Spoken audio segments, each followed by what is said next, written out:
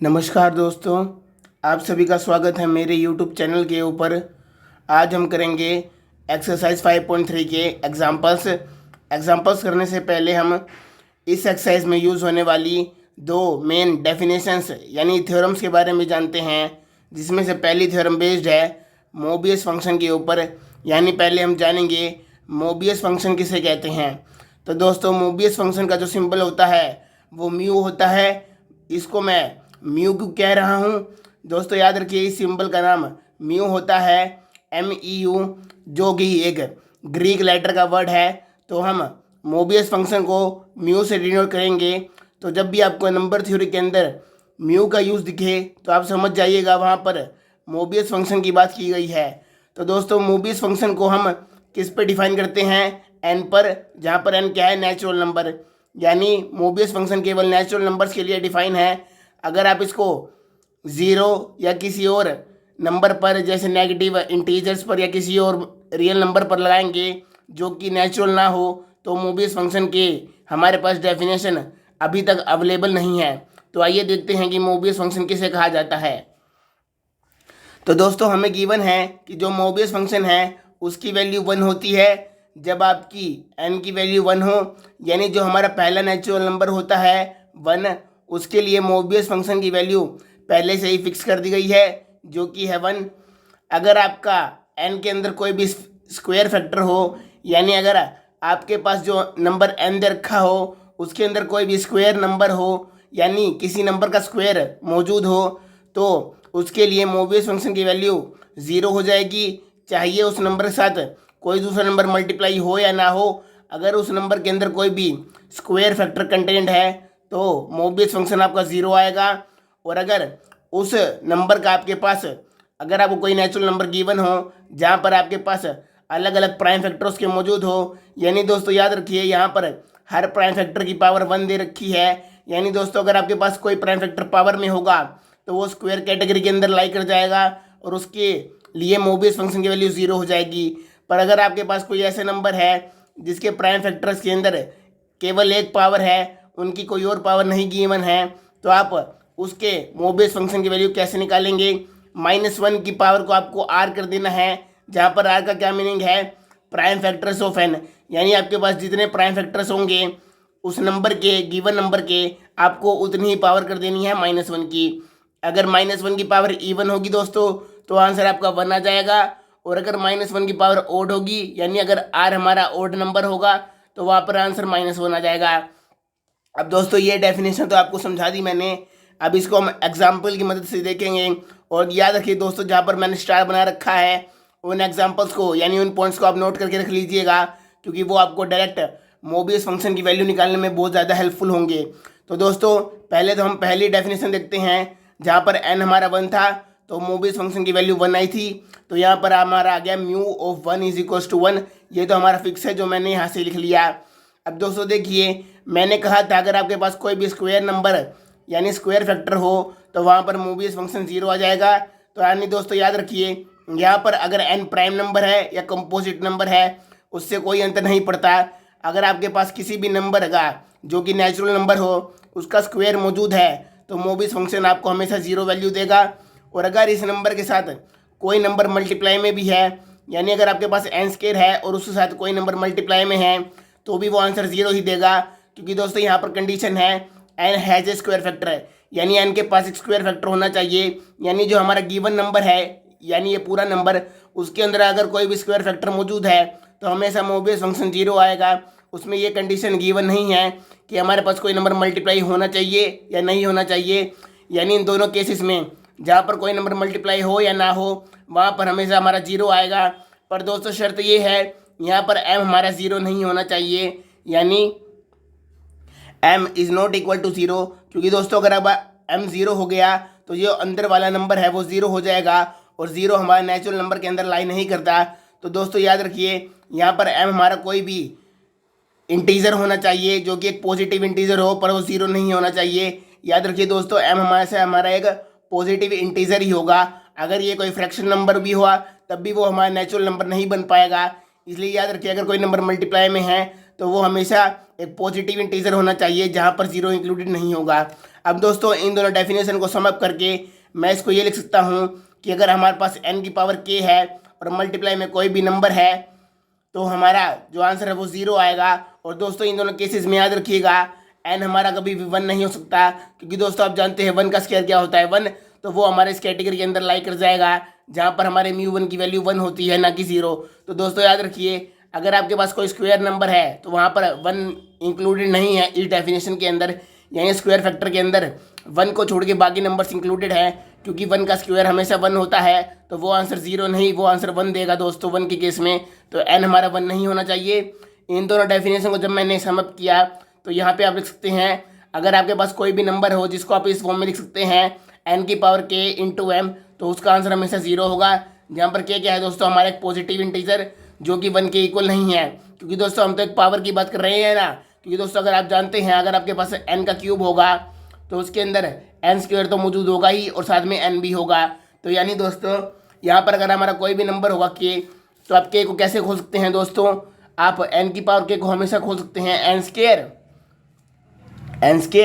Into n की power k minus 2। तो हमेशा आप n की पावर k को इस फॉर्म में खोल सकते हैं n की पावर 2 इंटू n की पावर k माइनस 2। तो दोस्तों आप देख सकते हैं हमारे पास स्क्वायर फैक्टर हमेशा इंक्लूडेड होगा इस फॉर्म के अंदर, जहाँ पर हमारा k एक पॉजिटिव इंटीजर होगा और वो 1 के इक्वल नहीं होना चाहिए। k हमारा अगर इंटीजर है पॉजिटिव है और 1 के इक्वल नहीं है तो आपका हमेशा आंसर 0 ही आएगा मूवीज फंक्शन के केस में। अब दोस्तों इन दो का एक एग्जांपल देख लेते हैं। पहला एग्जांपल हमारा 25, जहाँ पर 25 क्या होता है दोस्तों 5 का स्क्वायर, तो इस केस में आपका आंसर 0 आएगा। इसका एग्जांपल देखना चाहते हैं तो ये देखिए 50 को आप कैसे हो सकते हैं 25 इंटू 2, यहाँ पर n स्क्वायर क्या हो गया दोस्तों 25 और m क्या हो गया 2, तो ये भी आपका 0 देगा क्योंकि यहाँ पर हमारा 5 का स्क्वायर इंक्लूडेड है। उसी प्रकार इस नंबर के अंदर 10 का स्क्वायर इंक्लूडेड है जो कि 100 होता है। तो ये तीनों आपके आंसर 0 देंगे मोबियस फंक्शन के केस में। अब दोस्तों हम थर्ड एग्जांपल देखते हैं जहाँ पर हम इस कैटेगरी की बात करते हैं। तो दोस्तों हमने इसके लिए लिया है 10। अब दोस्तों जानते हैं 10 का प्राइम फैक्टर क्या होता है 2 और 5। यहाँ पर डॉट है दोस्तों जो कि हमारा नंबर थ्योरी के अंदर मल्टीप्लाई को दर्शाता है, मैंने आपको पिछले चैप्टर्स के अंदर भी बताया है। तो यहाँ पर इसका मतलब है मल्टीप्लाई। अब दोस्तों इनका मतलब क्या होगा -1 का स्क्वायर यानी 1 स्क्वायर कहाँ से आया दोस्तों 10 के 2 प्राइम फैक्टर्स हैं जिनकी पावर दोस्तों 1 है। तो हमेशा दोस्तों हमने एक कैटेगरी के अंदर फाइल किया है जहाँ पर हमारे हर प्राइम फैक्टर की वैल्यू जो कि पावर है वो 1 होगी। तो वहाँ पर आपको जितने प्राइम फैक्टर्स हो उतनी पावर कर देनी है -1 की। तो यहाँ पर हमने -1 की पावर 2 किस लिए की, क्योंकि हमारे यहाँ पे 2 प्राइम फैक्टर्स है जिनकी पावर 1 है। तो यहाँ पे आ गया -1 का स्क्वायर इक्वल टू 1। ऐसे ही दोस्तों अगर मैं μ(20) निकालूँ तो यहाँ पर क्या आ गया दोस्तों 2 इंटू 2 इंटू 2, ये इसका प्राइम फैक्टर है। पर दोस्तों अब याद रखिए यहाँ पर 20 के अंदर 2 का स्क्वायर इंक्लूडेड हो गया, तो सीधी सी बात है दोस्तों यहाँ पर इसका आंसर 0 आ जाएगा। क्योंकि दोस्तों मैंने आपको दिखाया कि 20 के अंदर 2 की पावर 2 इंक्लूडेड है और 5 की पावर 1 है। हालांकि 5 की पावर 1 है पर 2 का तो दोस्तों स्क्वायर हो गया ना, तो वो हमारा इस कैटेगरी के अंदर फॉल कर गया, इसलिए इसका आंसर 0 आया, ना कि 1 की कोई पावर। अब समझ गए होंगे दोस्तों। अब दोस्तों ये एक और डेफिनेशन है जो कि मोबियस फंक्शन के ऊपर है। तो दोस्तों जैसे कि हमारे आइलर फंक्शन, डिवाइजर फंक्शन और सिग्मा फंक्शन थे, उसी प्रकार जो हमारा मोबियस फंक्शन होता है वो भी एक मल्टीप्लिकेटिव फंक्शन होता है। यानी अगर आपको मोबियस फंक्शन निकालना हो m इंटू n का, तो आप इसको अलग अलग खोल सकते हैं। जहाँ पर आएगा Mobius function of m into Mobius function of n, जहाँ पर m और n की जीसीडी दोस्तों 1 होगी। यानी जो m और n का हाईएस्ट कॉमन फैक्टर है वो आपस में 1 होना चाहिए, तभी आप इसको इस फॉर्म में खोल सकते हैं। याद रखिए दोस्तों अगर ये फॉर्म आपकी वैलिड नहीं हुई तो आप कभी भी इसको मल्टीप्लिकेटिव फंक्शन नहीं दिखा पाएंगे। याद रखिए दोस्तों m और n की जो जीसीडी है वो 1 होगी हमेशा। एग्जाम्पल के तौर पर दोस्तों हम 50 का ही एग्जाम्पल लेते हैं, जहाँ पे हमने दिखाया 50 को आप क्या लिख सकते हैं 25 इंटू 2। तो दोस्तों यहाँ पर 25 और 2 की जीसीडी 1 है, जैसे कि मैंने दिखाया यहाँ पर अगर m और n की जीसीडी 1 है तभी आप ये फॉर्म लिख सकते हैं। तो दोस्तों मैंने इसको 2 नंबर्स की फॉर्म में तोड़ लिया, जहाँ पर 25 और 2 की जीसीडी आपस में 1 है, तो ये आ गया Mobius function of 25 into Mobius function of 2। तो दोस्तों यहाँ पर क्या है मोबियस फंक्शन ऑफ 25, जिसको आप लिख सकते हैं मोबियस फंक्शन ऑफ 5 का स्क्वायर। और दोस्तों आप जानते हैं अगर आपके पास कोई भी स्क्वायर फैक्टर हो, क्योंकि यहाँ पर 5 का स्क्वायर है तो उसका आंसर 0 आ जाएगा। और यहाँ पर क्या आएगा दोस्तों इंटू में -1 की पावर, क्योंकि 2 खुद का एक प्राइम फैक्टर है तो यहाँ पे आ जाएगा 1। तो जब दोस्तों 0 की आप किसी के साथ मल्टीप्लाई करेंगे तो वो आंसर आपको 0 ही देगा, चाहे वो नंबर नेगेटिव हो, पॉजिटिव हो, रैशनल हो, कुछ भी हो। तो यहाँ पर क्योंकि 0 है तो इसका ओवरऑल आंसर आ गया दोस्तों 0। और हमने जब इसको डायरेक्ट निकाला था तब भी हमने इसको आपको 0 दिखा दिया था इस फॉर्म की हेल्प से। तो दोस्तों आपको देख लिया होगा कि ये फॉर्म बहुत काम की है। यहाँ पर n प्राइम नंबर हो या ना हो, कोई भी नंबर हो दोस्तों जो कि नेचुरल नंबर हो 1 को छोड़ के, तो आप इस फॉर्म को लगा सकते हैं जहाँ पर आपको डायरेक्ट आंसर मिल जाएगा। बस दोस्तों याद रखिएगा यहाँ पर n 1 के अलावा कोई भी और नेचुरल नंबर होना चाहिए। अब दोस्तों हमारी अगली थ्योरम है जो कि एक और इम्पोर्टेंट थ्योरम है जिसका नाम है एफ मार्टिन्स लेमा।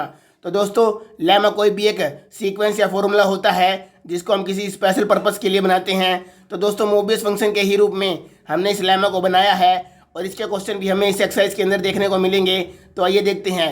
तो दोस्तों हमें कहा गया है कि हमारे पास पहले तो कोई भी नेचुरल नंबर होना चाहिए, यानी कोई भी नंबर हो जो 1 हो या 1 से बड़ा हो। यानी दोस्तों ये चीज़ भी नेचुरल नंबर को ही दर्शा रही है, any number which is greater than और इक्वल टू 1 यानी नेचुरल नंबर।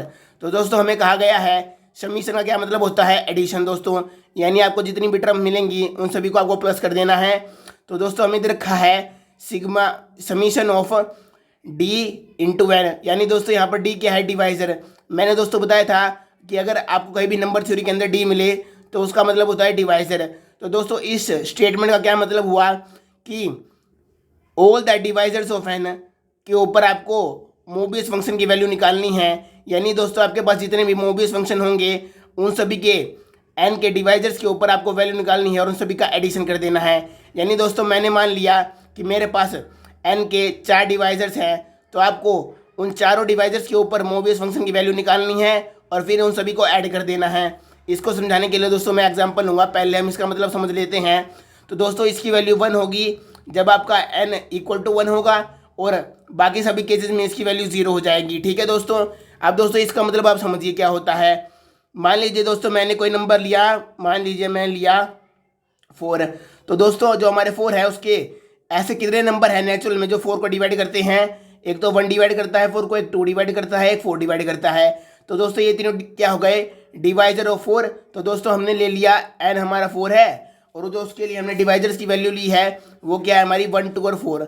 तो दोस्तों अगर मैं लिखूं sigma function of divisor of 4, क्योंकि दोस्तों हमने कहा है हमारी जो n की वैल्यू है वो 4 है, तो यहाँ मैंने 4 लिख लिया और यहाँ पे आ गया म्यू ऑफ डी जो कि जिसका नाम है मोबियस फंक्शन।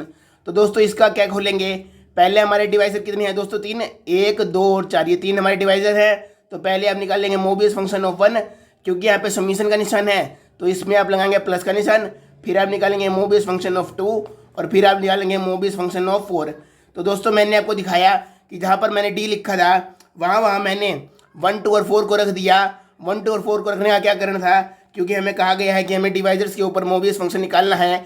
4 के हमारे पास ये 3 डिवाइजर्स थे नेचुरल नंबर के अंदर, तो मैंने इन तीनों के ऊपर मोबियस फंक्शन की वैल्यू निकाली और तीनों को ऐड कर दिया।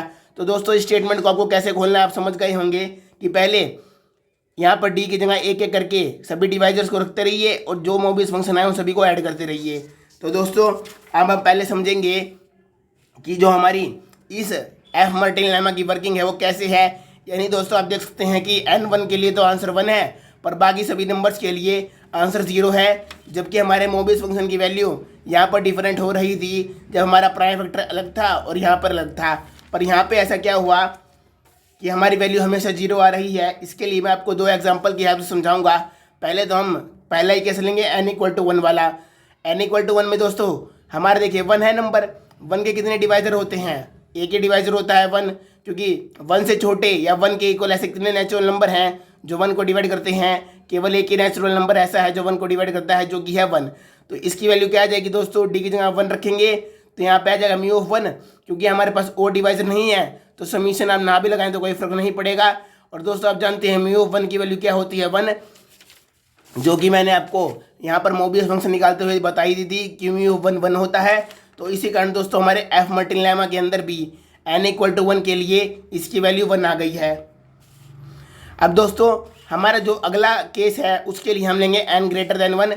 इसके लिए मैं आपको 2 केस दिखाऊंगा। एक केस तो ऐसा जिसमें हमारा सिंपल प्राइम फैक्टर होगा और एक केस में स्क्वायर फैक्टर भी आप इंक्लूड कर सकते हैं अगर आप चाहे तो। पहला केस में मैंने n इक्वल टू 2 लिया है जो कि 1 से अगला ही नंबर है, ताकि आपको इसको सिंप्लिसिटी में समझने में मदद मिले। अब दोस्तों 2 के कितने डिवाइजर होते हैं, 2 ही डिवाइजर होते हैं, एक तो 1 और एक 2, ये दोनों इसके डिवाइजर हैं। डिवाइजर निकालने के लिए आप क्या कीजिए दोस्तों, 2 से छोटे या 2 के इक्वल नेचुरल नंबर लिख लीजिए सारे जो 2 को डिवाइड करते हों। तो दोस्तों एक तो 1 2 को डिवाइड करता है, एक 2 खुद को ही डिवाइड करता है। तो दोस्तों जो हमारा समीशन है डिवाइजर ऑफ एन का, जहाँ पर हमें मोबियस फंक्शन निकालना है सभी डिवाइजर्स के ऊपर, जहाँ पर डी की वैल्यू क्या है दोस्तों हमारी 1 और 2, उसी क्या वैल्यू आएगी, एन की जगह हमने 2 रख दिया। अब इसको खोलेंगे तो क्या आएगा दोस्तों म्यू ऑफ 1, जैसे कि मैंने आपको बताया समीशन है तो बीच में प्लस लगा दिया। अगला डिवाइजर रखेंगे तो वो है 2, तो आ गया 2। अब 2 ही डिवाइजर हैं तो यहाँ पर केवल 2 ही टर्म्स आएंगी। म्यू ऑफ 1 की वैल्यू क्या होती है दोस्तों 1, और म्यू ऑफ 2 की वैल्यू क्या होगी दोस्तों -1 की पावर 1। 1 क्यों आया दोस्तों, क्योंकि मैंने आपको बताया जितने आपके पास प्राइम फैक्टर्स हो उतनी ही यहाँ पे -1 की पावर हो जाएगी, और यहाँ पर पावर 1 होनी चाहिए सबकी। हमारे पास एक ही प्राइम फैक्टर था जिसकी पावर 1 भी थी, और यहाँ पर क्योंकि एक ही प्राइम फैक्टर है 2 का जो कि 2 खुद है, तो यहाँ पर -1 की पावर 1 हो गई। इसको खोलेंगे तो ओड पावर है तो आ गया -1, तो 1 -1 क्या हो गया दोस्तों 0। तो आपने देख लिया ये कंडीशन हमारी 2 के लिए सेटिस्फाई कर गई। यानी एक हम बड़ा नंबर भी आपको लेके दिखाएंगे दोस्तों। एक हम नंबर लेके देखते हैं 20। तो दोस्तों आप जानते हैं 20 से छोटे या उसके इक्वल कितने नेचुरल नंबर जो 20 को डिवाइड करते हैं। 1 करता है दोस्तों 20 को डिवाइड, 2 भी करता है, 4 भी करता है, 5 भी करता है, 10 भी करता है, 20 भी करता है। तो जब आप इसकी वैल्यू निकालेंगे एफ मार्टिन लेमा के अंदर जो फंक्शन दिया गया है, तो उसके अंदर आप सभी डिवाइजर्स को एक एक करके इस फॉर्मूले में रखेंगे। पहले मैं रखा म्यू ऑफ 1 समीशन था तो प्लस लगा दिया, फिर रखा 2, ऐसे ही करते करते समीशन है तो सभी टर्म आपस में दोस्तों प्लस होती रहेंगी। 4 रख दिया, 5 रख दिया, 10 रख दिया, 20 रख दिया। अब इन सभी पे मूव इस फंक्शन की वैल्यू निकाले। म्यू ऑफ 1 क्या होता है दोस्तों 1, 2 एक प्राइम नंबर है जिसकी पावर 1 है तो इसका प्राइम फैक्टर आपस में 2 ही होगा, तो -1 की पावर 1 हो गया दोस्तों। अब दोस्तों 4 क्या है, 4 के अंदर आपको पता है क्या आता है 2 का स्क्वायर, क्योंकि एक स्क्वायर फैक्टर है। तो दोस्तों स्क्वायर फैक्टर होने के कारण हमारी ये वाली कंडीशन सेटिस्फाई कर गई, n has a square factor, तो मोबिस फंक्शन क्या हो गया 0। इसके लिए दोस्तों 5 एक प्राइम नंबर है जिसकी पावर 1 है, तो दोस्तों यहाँ पर आ गया -1 की पावर 1। अब दोस्तों हमारा 10 है, 10 का प्राइम फैक्टर क्या होता है 2 और 5, इन दोनों की पावर 1 है, 2 की पावर भी 1 है और 5 की पावर भी 1 है। कितने प्राइम फैक्टर हैं दोस्तों 2, तो -1 की पावर आ गया 2। 20 को खोलेंगे दोस्तों, 20 को खोलेंगे तो क्या आएगा 2 की पावर 2 × 5, क्योंकि दोस्तों 20 के अंदर एक स्क्वायर फैक्टर इंक्लूडेड है तो इसकी वैल्यू यहाँ पर 0 आ जाएगी। अब इन सभी को ऐड कर दीजिए 1 -1 -1 +1। यहाँ पर दोस्तों इस 1 से ये 1 कट गया और इस -1 से ये +1 कट गया, आंसर आ गया 0। तो दोस्तों हमने देखा कि हमारा कोई भी नंबर हो चाहे वो कितना ही छोटा हो कितना ही बड़ा हो, अगर वो 1 नहीं है कोई और नेचुरल नंबर है तो उसके लिए हमेशा आंसर 0 आएगा। आप इसको किसी और नंबर से चेक कर सकते हैं, मैंने आपको यहाँ पर 20 से चेक करके दिखाया क्योंकि और किसी नंबर से चेक करना बहुत बड़ा हो जाएगा दोस्तों। पर अगर आप चाहें तो इसको किसी और नेचुरल नंबर पर चेक कर सकते हैं, हमेशा आपका आंसर ये सेटिस्फाई करेगा। तो दोस्तों मैं उम्मीद करता हूँ आपको ये दोनों थ्योरम समझ में आई होंगी। कल हम एग्जाम्पल्स करेंगे इस एक्सरसाइज के, तब तक के लिए गुड बाय दोस्तों।